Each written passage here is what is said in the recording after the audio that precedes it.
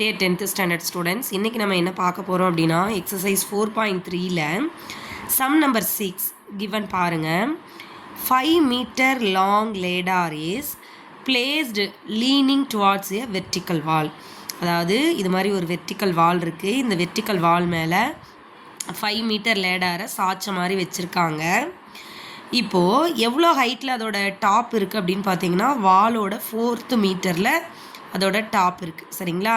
நீங்கள் ஃபஸ்ட்டு இந்த பிக்சரை மறந்துடுங்க. ஜஸ்ட்டு இது மட்டும்தான் உங்களோட அந்த லேடார். சரிங்களா? லேடார் வந்து லென்த் எவ்வளவுனா 5 மீட்டர். வாலில் எங்கே டச் ஆகிருக்கு அப்படின்னா 4th மீட்டரில் டச் ஆகிருக்கு. சரிங்களா?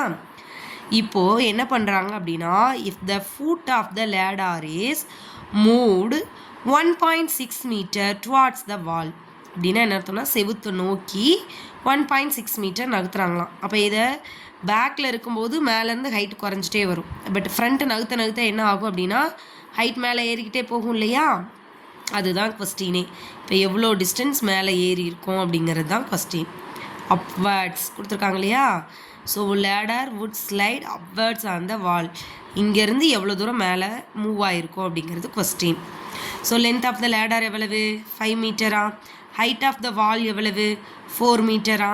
இப்போது இதை வச்சு உங்களுக்கு இது ஒரு ரைட் ஆங்கிள் ட்ரையாங்கிள் தானே, இதை வச்சு நீங்கள் என்ன பண்ணலாம், இந்த பேஸை கண்டுபிடிக்கலாம். ஸோ ரைட் ஆங்கிள் ட்ரையாங்கிளில் என்ன தியரம் யூஸ் பண்ணலாம்? பித்தகரஸ் தியரம் யூஸ் பண்ணலாமா? ஸோ அது யூஸ் பண்ணுறோம். Pythagoras theorem AC square, this is your AC the hypotenuse. AC square is equal to AB square plus PC square. But நமக்கு BC தான் வேணும். இங்கே ஒரு 1.6 இருக்கே, அது டிசியோட லென்த்து மட்டும்தான். நம்ம இப்போ என்ன கண்டுபிடிக்க போகிறோம்னா பிசியோட மொத்த லென்த்து கண்டுபிடிக்க போகிறோம். So 5 square is equal to 4 square plus PC square. 5 square 25ஆ, 4 ஸ்கொயர் 16ஆ, plus PC square. So 25 minus 16 is equal to PC square. PC square is equal to 25ல் 16 போச்சுன்னா 9ஆ? நமக்கு பிசி தானே வேணும், 3ஆ? இப்போது இந்த பிசியோட மொத்த லென்த்து கண்டுபிடிச்சிட்டோம். ஆல்ரெடி என்ன சொல்லியிருந்தாங்க அப்படின்னா 1.6 மீட்டர் வாலை நோக்கி உள்ளே நகர்ந்து வருதுன்ட்டாங்க. இப்போ இதோட லென்த்து 3.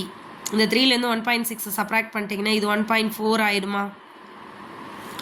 அதுதான் இங்கே கண்டுபிடிக்க போகிறோம். சிடியோட லென்த்து 1.6, பிடியோடது பார்த்தீங்கன்னா பிசியிலேருந்து சிடியை சப்ராக்ட் பண்ணிங்கன்னா கிடைக்கும். So 3 minus 1.6, the answer is 1.4 metre. So அப்போ என்ன பண்ணிட்டோம், இந்த லென்த்தை கண்டுபிடிச்சிட்டோம்.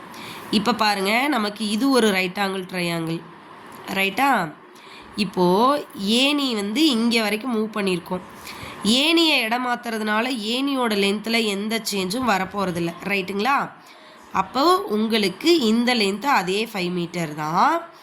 இந்த லென்த்து 1.4 மீட்டர். இந்த டோட்டல் லென்த்து தெரியாது, பட் இதிலேருந்து இது வரைக்கும் 4ன்னு தெரியும்.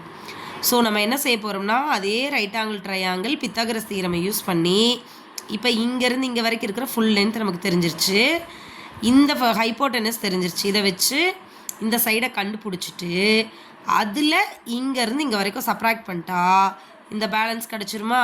அதுதான் பண்ண போகிறோம். ஸோ பிடி இருக்குது, இடி இருக்குது. இதிலேருந்து இஏவை கண்டுபிடிக்கிறதுக்காக பிஇயை முதல்ல கண்டுபிடிக்கிறோம். அந்த பிஇலேருந்து பிஏவை சப்ராக்ட் பண்ணிட்டா ஏஇ கிடச்சிரும். சரிங்களா?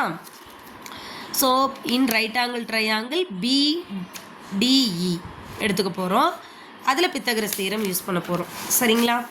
அப்போ பாருங்கள், ஹைட் பிஇ தானே கண்டுபிடிக்க போகிறீங்க. ஆங்கிள் பி 90 டிகிரி தானே.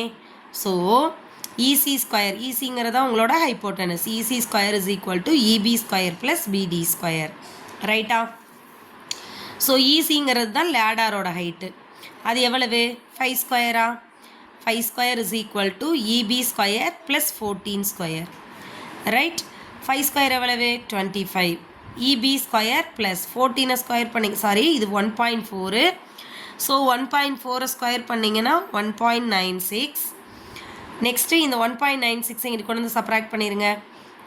25 minus 1.96 is equal to EB square. இதை சப்ராக்ட் பண்ணிங்கன்னா உங்களுக்கு 23.04 கிடைக்குது. சரிங்களா?